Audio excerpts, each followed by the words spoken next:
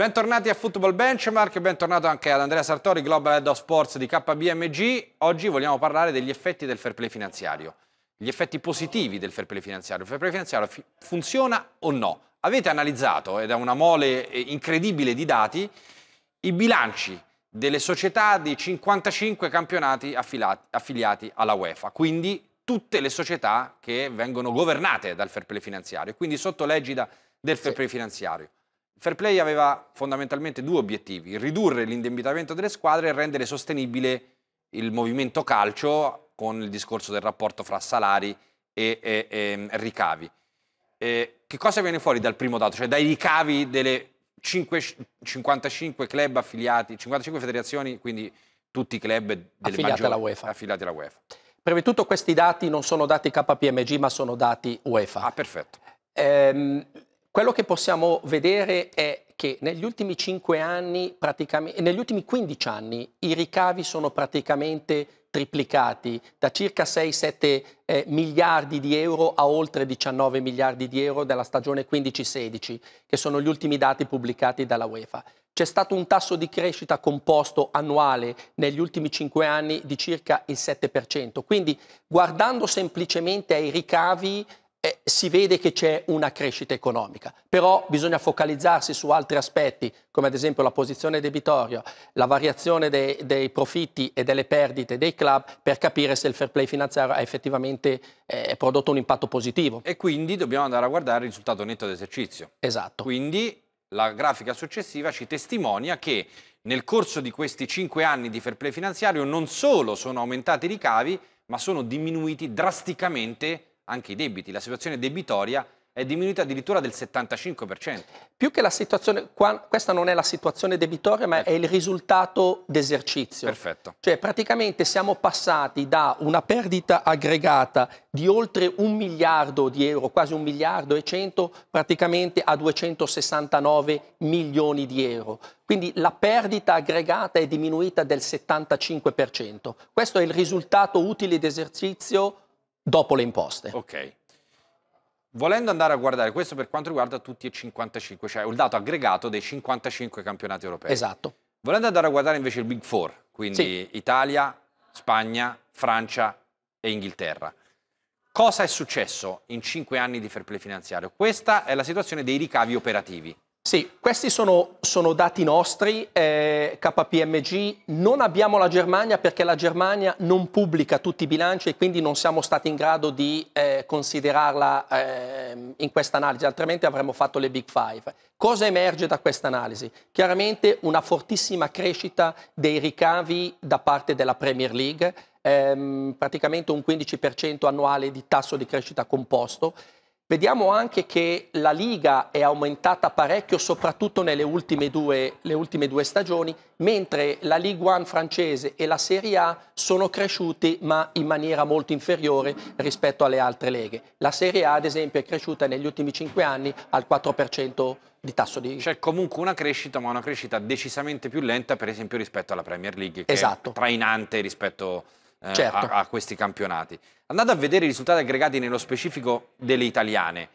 C'è anche qui una netta predominanza delle squadre più seguite, delle squadre più famose, Juventus, Inter e Milan, che da sole sono il 40% dei ricavi aggregati degli ultimi 5 anni della Serie A.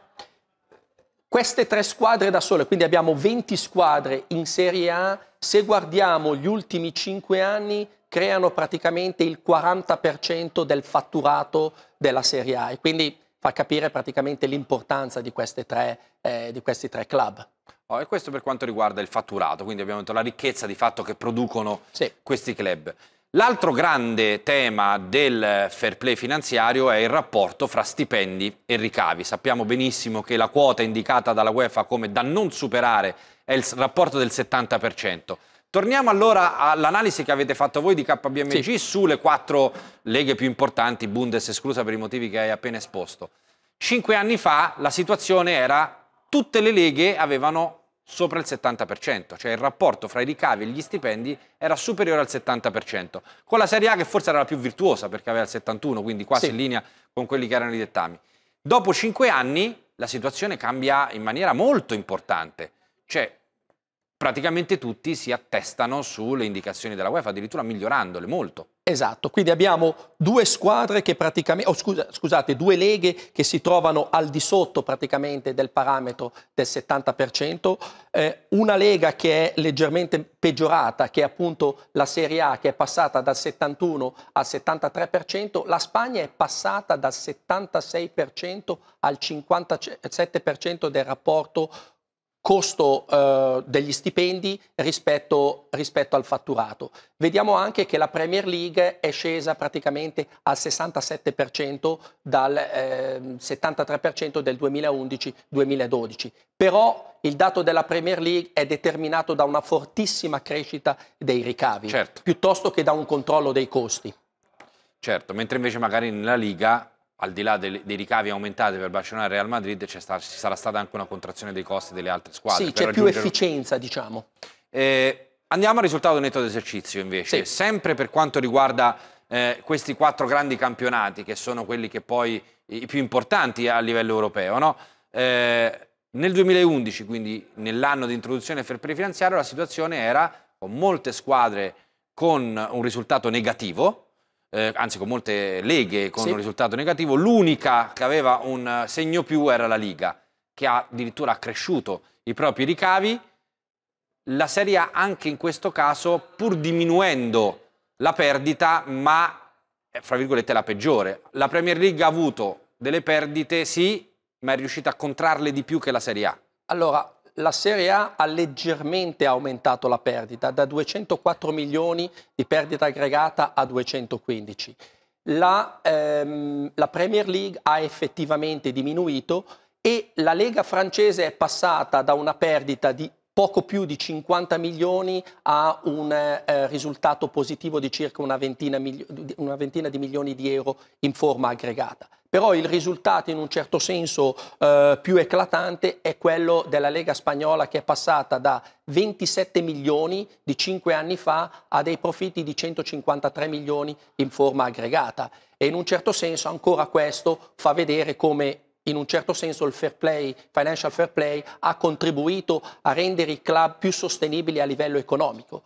E ci sono dei club che direi possono essere considerati parecchio virtuosi. Quindi, considerato i dati delle leghe più importanti in Europa, considerato l'aggregato delle 55 leghe, possiamo dire che il fair play finanziario ha raggiunto in maniera positiva, per quanto i numeri sono molto ampi, i propri obiettivi?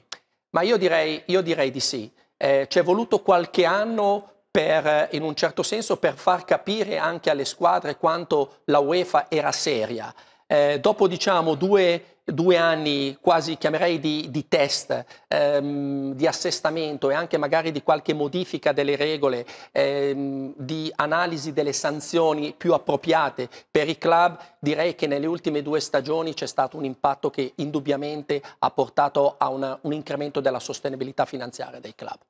Grazie allora ad Andrea Sartori, magari con questo argomento cercheremo anche di approfondirlo con altre puntate dedicate proprio al fair play finanziario, perché ormai è diventato un argomento di stretta attualità. L'appuntamento naturalmente con Football Benchmark torna la prossima settimana.